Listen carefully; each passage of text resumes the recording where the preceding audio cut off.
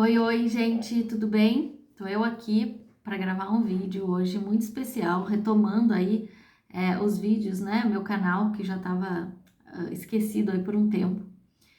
Esse vídeo é muito especial para mim porque eu quero trazer insights, informações que eu tive a partir do uso da ferramenta da ressonância harmônica do professor Hélio Couto.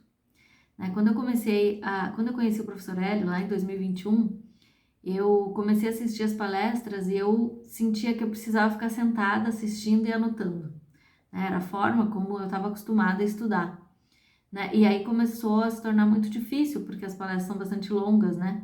E aí eu parei e só retomei ano passado, quando eu comecei a ouvir enquanto eu caminhava, enquanto eu fazia outras atividades, né? Em todo o meu tempo livre eu comecei a escutar e aí sim as fichas começaram a cair.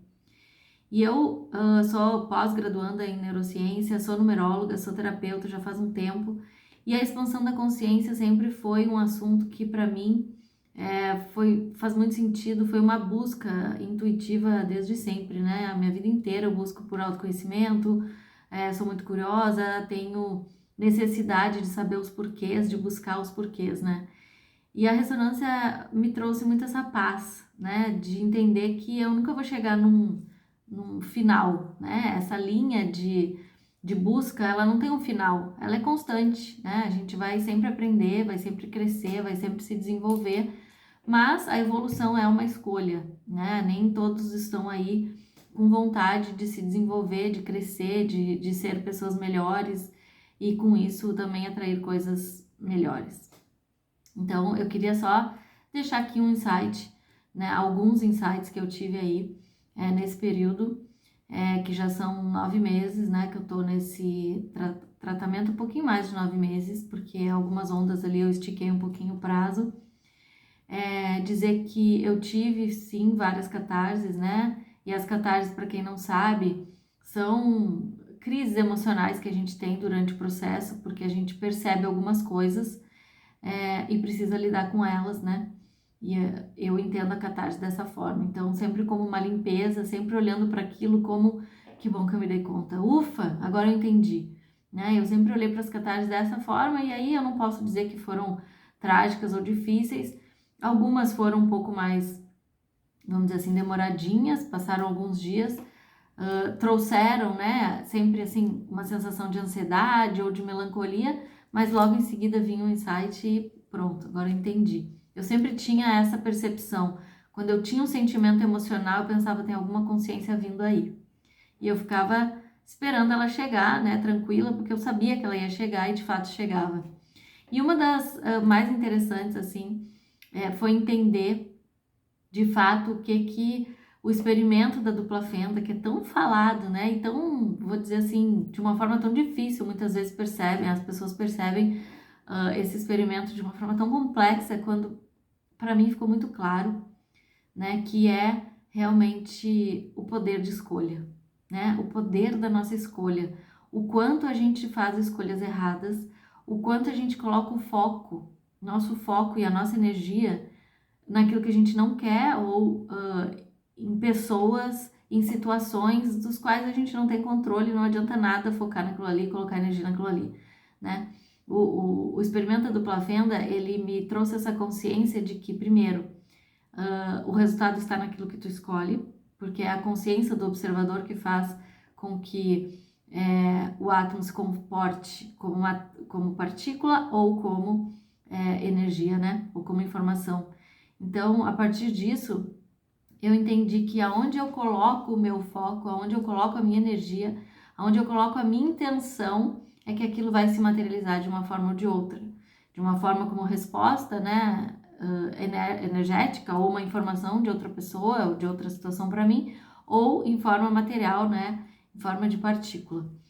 E aí eu percebi o poder realmente da gente colocar nossa energia naquilo que é importante pra gente, né? Então, num objetivo, num relacionamento, colocando aquilo que a gente pode, né, dentro daquela situação, daquela dinâmica e não simplesmente jogando ao ar, simplesmente vivendo de forma automática e hipnótica, como a grande maioria das pessoas está vivendo, né? Então, o experimento para mim ele teve essa força de perceber que a gente intenciona alguma coisa, a gente coloca o nosso foco e a nossa energia em alguma coisa e aquilo ali vai responder daquela mesma forma, né? Então, se eu coloco uma energia ruim, um pessimismo em algum projeto que eu tenho, obviamente aquele projeto vai responder da mesma forma como eu pensei.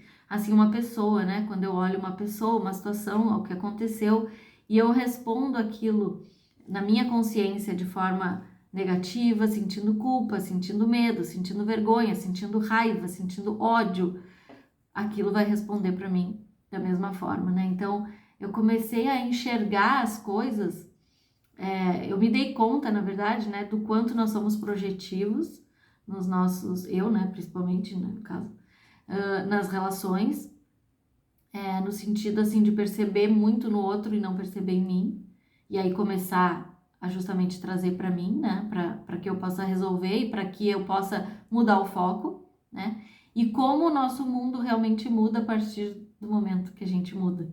Isso foi uma chave gigantesca, assim, uma bigorna que caiu de quina, assim, na cabeça, porque eu entendi que a forma como eu vejo as coisas é como as coisas são para mim, né? É como elas se manifestam para mim.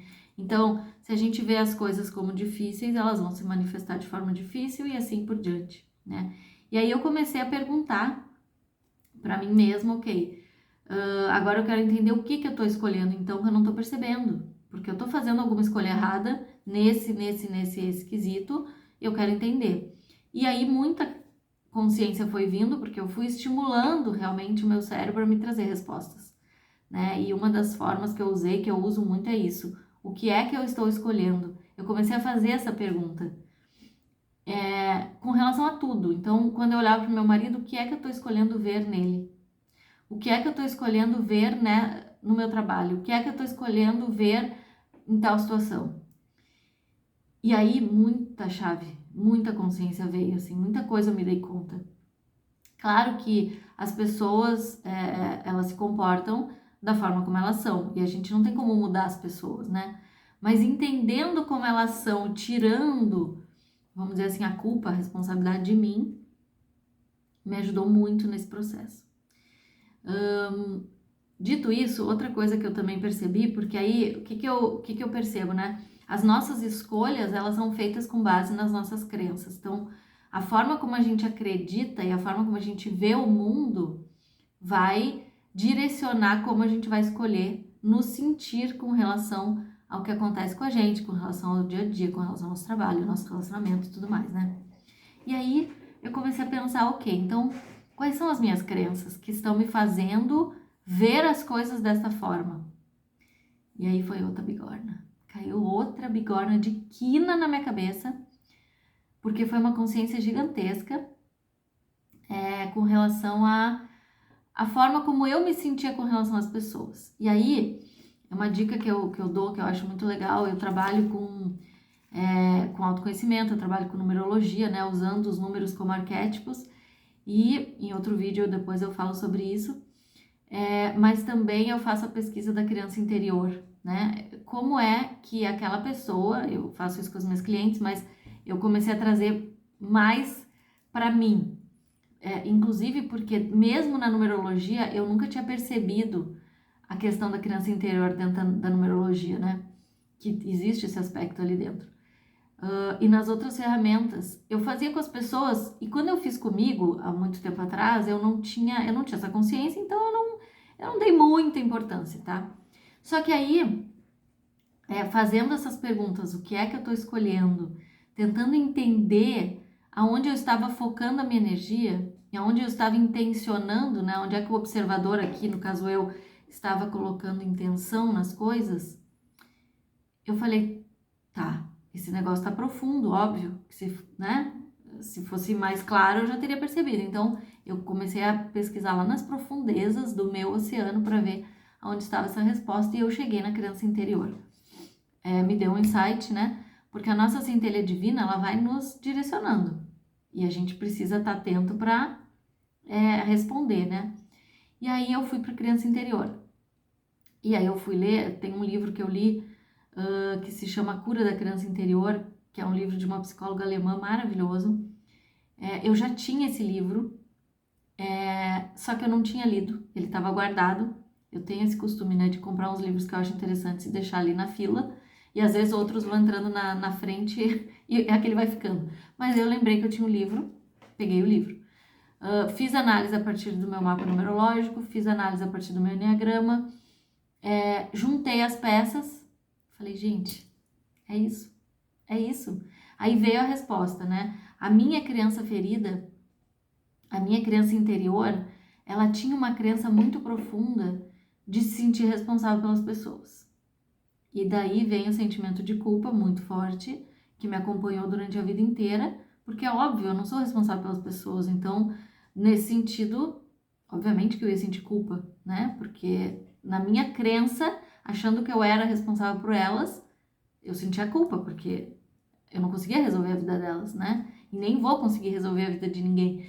Mas olha, dentro do meu trabalho terapêutico, eu já tinha essa consciência. Eu sabia que eu não precisava me sentir responsável pelas pessoas, que eu tinha que guiar, né? Trazer ali as informações necessárias para o processo delas, mas elas é que são responsáveis pela vida delas. Ok, com as minhas clientes eu conseguia lidar com isso de uma forma muito natural. Mas com a minha família, tanto a minha família de origem quanto a minha família atual, isso era muito profundo. E era aí que estava a minha maior dor. Porque eu me sentia responsável pelas pessoas, né? Do meu vínculo, do meu convívio. E isso era uma pedra gigantesca que eu estava carregando e eu não estava percebendo. E era aí que eu estava colocando a minha energia, né? Era aí que eu estava colocando a minha intenção. Porque essa crença, ela estava muito enraizada. E aí eu falei, gente, bingo, né? Foi um negócio assim absurdo, assim, quando eu entendi, eu falei, claro, tá. Aí eu fui entendendo, porque aí, claro, como eu já trabalho com isso, eu já entendia mais ou menos a dinâmica, mas eu precisava entender comigo, porque eu não tinha me aprofundado nessa questão da criança interior comigo, né?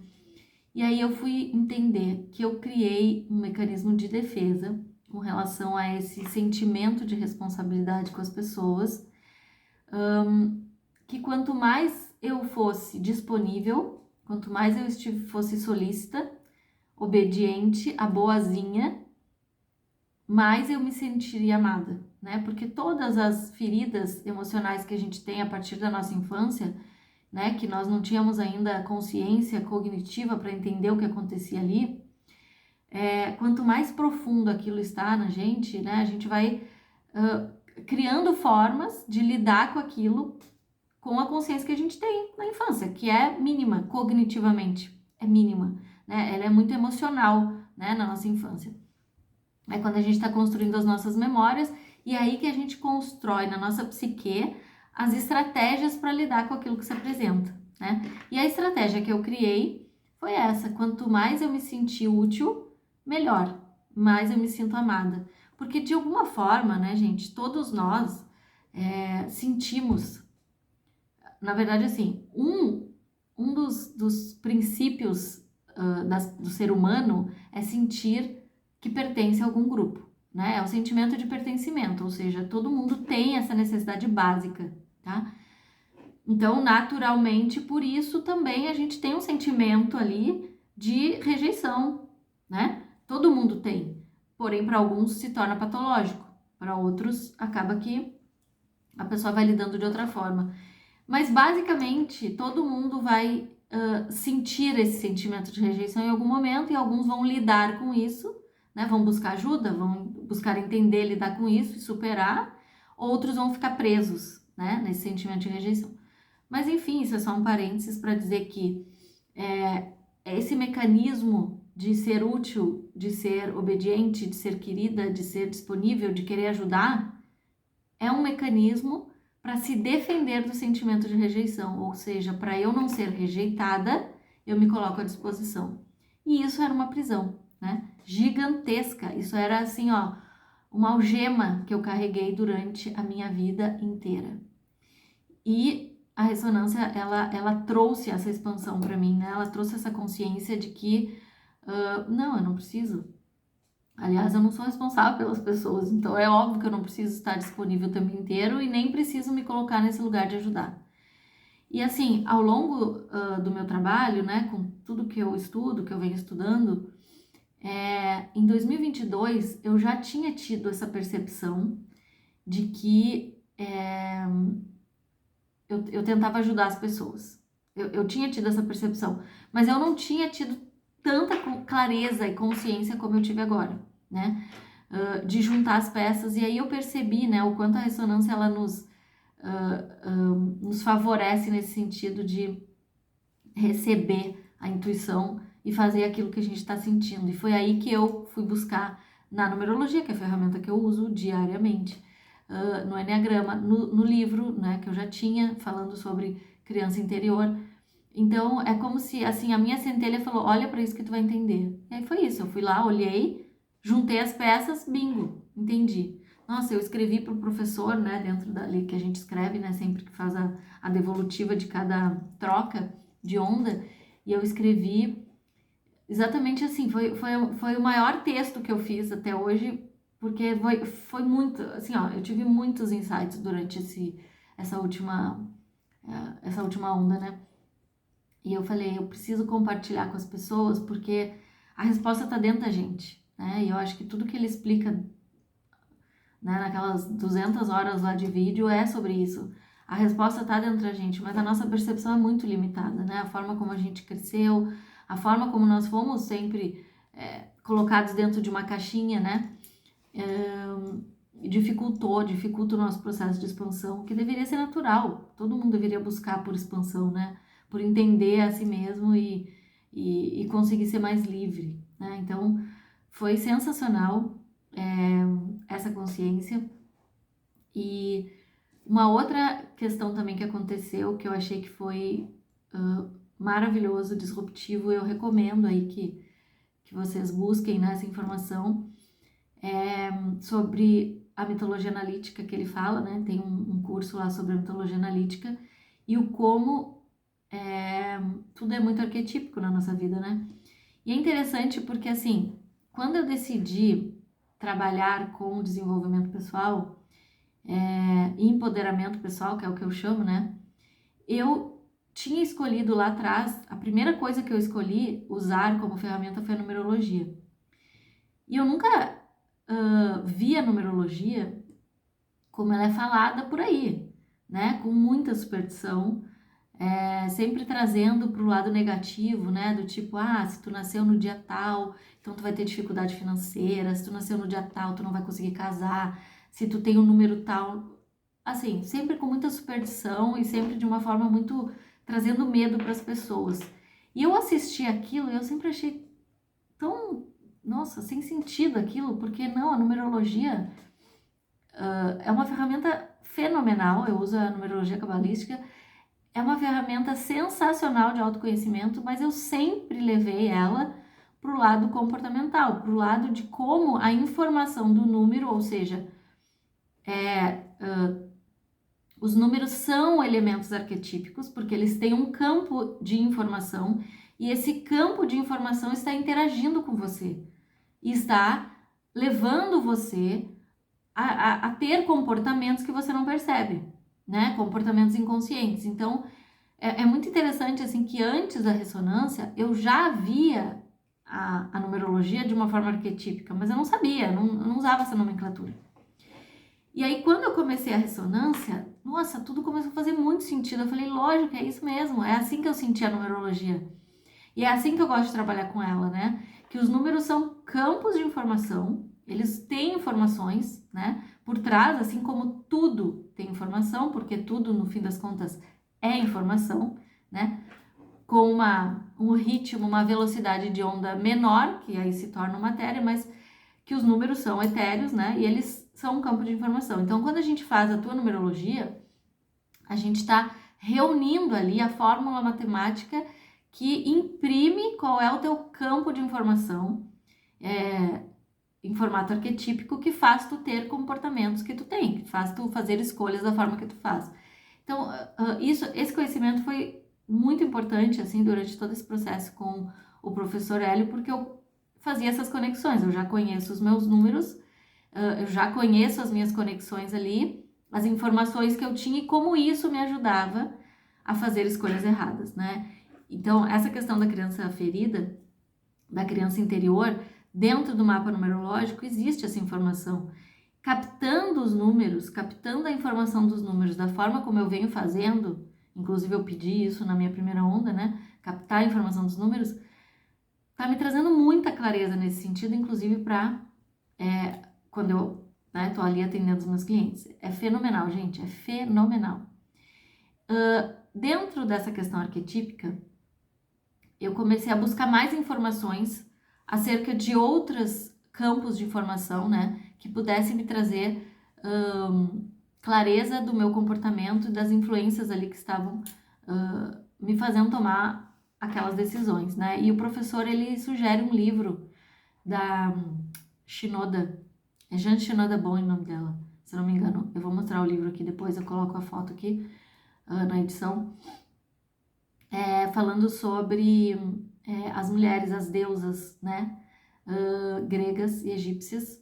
Nesse caso é deusas gregas, né, no caso da Jan, do livro dela. Ela é psicóloga, psiquiatra, ela é analista junguiana, na verdade ela é psiquiatra, não é psicóloga, e analista junguiana, e ela pesquisou por muito tempo, né, no seu atendimento, esses padrões arquetípicos das pessoas, né, e como as pessoas se comportam de uma forma padronizada, basicamente, né? Claro que existe uma mistura de padrões, né? Então, existe um padrão dominante, existem outros que são subjacentes, mas que vão ali colaborar, né?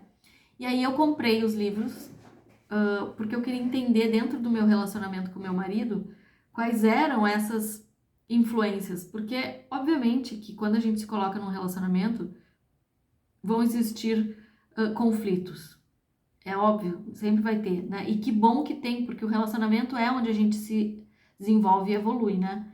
Mas a gente tem que ter a percepção do que é nosso, do que a gente pode corrigir na gente e deixar o outro livre para também buscar a evolução se ele quiser, para que aquele relacionamento se construa, né? E aí, eu e meu marido, a gente conversa um monte sobre isso, ele acompanha todo né, o desenvolvimento do meu trabalho e tudo. E aí, quando eu li o livro, eu fiquei chocada, gente. Eu fiquei chocada com, inclusive, assim, as frases. Era assim, gente, mas isso sou eu. Em todo momento eu lia, meu Deus, mas isso sou eu.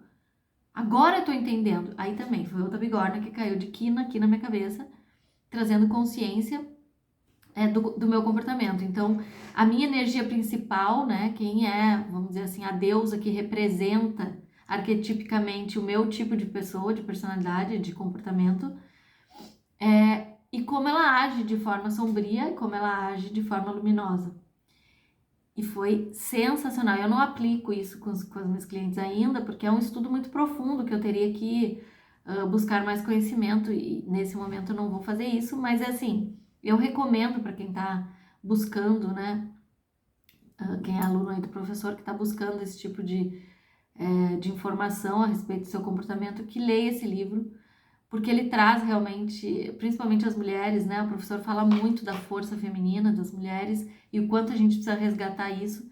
E esse livro foi fundamental, porque eu sou mãe de 2 meninos e eu sei que eu tenho uma grande responsabilidade aí na saúde mental das mulheres criando 2 homens, né? É óbvio que os homens que a gente vê hoje é resultado da criação das mulheres, né? Então, quando a gente reclama do nosso marido que não fez isso, que não faz aquilo, que não sabe, né, que não acha um negócio, que nos dá trabalho, é a criação que eles tiveram, né? Então, essa percepção eu já tinha. São as mulheres que criam os homens. Então, não dá para reclamar muito. A gente tem aqui mudar os homens futuros, né, para que eles venham para a sociedade de forma mais consciente com relação às mulheres e à posição das mulheres, né? Então, esse livro foi muito legal nesse sentido também, porque eu percebi ali qual era a minha conduta, né? A deusa ali que eu me identifiquei, a Hera é uma deusa que buscava na sua vida o casamento, E eu, desde que eu me conheço por gente, tudo que eu queria era casar. E eu não era assim, eu não era daquelas assim que, claro que toda aproximação, todo o relacionamento que eu tinha, eu imaginava que ia casar, lógico. Mas eu sempre tive uma intuição muito forte, então eu já percebia, não, aqui não vai pra frente, tchau, acabou, né? Mas, vamos dizer assim, o meu desejo inconsciente sempre foi casar, nunca foi construir carreira, nunca foi, eu nunca pensei na minha carreira, nunca me preocupei com isso, na verdade. Eu sempre trabalhei, fiz 1 milhão de coisas, viajei o mundo, mas eu não pensava numa carreira assim, sabe? Construída, eu quero ser isso, eu quero ser aquilo. Não. Eu ia fazendo, eu ia vivendo, porque o meu desejo inconsciente maior era casar. E o dia do meu casamento, ele foi pra mim assim, ó, meu Deus. O mundo agora é meu, tipo assim, eu me senti a mulher mais poderosa e maravilhosa do mundo. E aí no livro explica isso, né? E aí eu entendi, eu falei, gente. Só que aí eu entendi também o quanto esse arquétipo ele foca no outro. Então, olha a quantidade de insight, né? Ele foca no outro, no caso, o outro é marido, né? O quanto o meu mental estava totalmente direcionado para ele. E aí eu fui entender tudo. Eu fui entender tudo. Gente, como pode? Várias decisões eu tomei a partir dele. E claro que aquilo foi muito difícil para mim, porque quando eu li tudo, eu expliquei para ele. Eu falei, olha isso, é por isso que eu fiz isso, é por isso que eu fiz aquilo. Eu explicava tudo para ele. Mas eu sofri, porque me dar conta disso me deu um sentimento de culpa muito grande com relação a mim mesma, do tipo assim, tá, eu não cuidei da minha vida, né? Tipo assim, eu não escolhi nada para mim. Então, me deu uma raiva, me deu um sentimento muito ruim, assim, com relação a mim mesma, porque eu tomei muita decisão com base nele e não com base em mim. Com base na expectativa dele, com base no que eu imaginava. Na verdade, não era nem o que ele me pedia. Era eu que imaginava e fazia de acordo com o que eu imaginava que ele queria. O que é pior, né? Porque é uma prisão, né, gente? É uma prisão. E eu falei, gente, que loucura. Aí até, assim, eu tive que trabalhar muito esse auto-amor, esse auto-perdão, né? Daí, todo o processo meu catártico, vamos dizer assim, foi trabalhando nesse auto-perdão, porque eu comecei a enxergar o quanto a minha energia estava fora de mim. Totalmente fora de mim. Totalmente. E depois que a gente é mãe, é normal, né? Tu, obviamente, principalmente nos primeiros anos, meus filhos são pequenos, a gente dedicar a cuidar deles, né? É normal. Mas tem um ponto de equilíbrio nisso, que a gente precisa continuar cuidando da gente. E aí eu fui entender os 18 quilos a mais. Eu fui entender a minha dificuldade de fazer coisa pra mim mesma. Gente, meu Deus, eu fui entender assim, nossa, o quanto a minha torneira estava aberta, jorrando água, né? Ou seja, energia, né? E realmente esse livro ele foi assim sensacional. Pra mim fez porque tudo que eu li ali era como se, meu Deus do céu, é como se assim, Deus falando comigo, sabe? Tipo, era pra mim. Todas as palavras eram pra mim. Aí eu li as outras deusas, né? Pra entender como que elas se comportavam. E aí eu fui ver como é um arquétipo e tudo é um arquétipo, a gente pode desativar algumas coisas e ativar outras, né? Então, alguns comportamentos ali que eu entendi que eram sombrios, no caso, esse sentimento, né, de trabalhar para os outros, isso também gera um controle, né, porque tu quer controlar a pessoa, mesmo de forma inconsciente, mesmo que não seja ligando e cobrando, porque eu não faço isso, mas dentro, o sentimento por dentro era de controle, né, eu não colocava para fora, mas eu entendi, eu reconheci que por dentro era isso, né.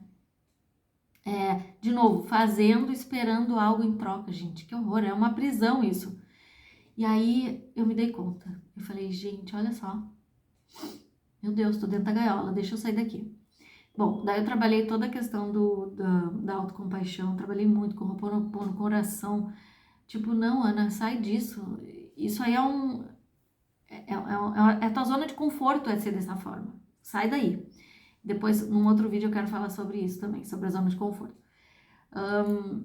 E aí foi difícil, né? Óbvio. Mas eu fui trabalhando com essa consciência, agora eu entendi. E quem eu queria ser, a partir daquilo que eu tinha entendido, quem eu queria me tornar, né? E puxar desses arquétipos, né? Desses comportamentos arquetípicos de outras deusas para me ajudar a ser mais parecida com aquilo que eu desejava ser, que eu desejo ser, né? E realmente eu comecei a sentir essa força, né? Eu pedi na onda lá, escrevi no meu caderninho o que eu queria. E eu comecei a sentir, perceber, porque eu me tornei receptiva, lógico, né? E é por isso que eu percebo, eu coloquei o foco ali, aquilo se a gente colapsa, né? Quando a gente coloca o foco, a energia colapsa. Então, eu foquei nisso, eu coloquei a minha energia nisso e eu comecei a perceber gradativamente essa influência de outros arquétipos que poderiam me ajudar a sair da prisão emocional que eu estava, deixando a Era continua sendo o meu arquétipo principal e vai continuar sendo, porque a gente não elimina, né? Mas, porém, eu escolhi me conectar com a luz desse arquétipo e também pegar a luz de outros arquétipos, cuidando para não entrar na sombra de nenhum deles, porque é aí que a gente se perde, né? Então, com consciência, com conhecimento, fica muito mais leve, né? Fica muito mais fácil. Então, eu estava realmente enrolando aqui para fazer esse vídeo, esse depoimento. Eu vou trazer mais informações com relação a isso. Eu acho que é super importante compartilhar. Eu assisti vários outros vídeos de outras pessoas, principalmente a Débora Bica, né? Agradeço muito a ela, que me trouxe muita consciência. Então, eu acho que é fundamental a gente compartilhar, porque outras pessoas vão se identificar com aquilo que a gente está vivendo, né? Não sei se eu fui clara, desculpa aí a quantidade de informação. Eu vou depois gravar vídeos menores com relação a cada etapa, que eu acho que é fundamental aprofundar, né? Para ajudar então as pessoas aí com consciência, com livros, com sugestão, né, de coisas que podem ser feitas para ajudar nesse processo de expansão que é a nossa busca, né? É realmente expandir, nos tornar pessoas melhores para nós mesmos, para que a gente possa transbordar essa luz para os outros, né? E é a nossa função aqui. Então, eu espero que vocês tenham gostado, espero ter contribuído aí com o seu momento e até o próximo vídeo. Tchau!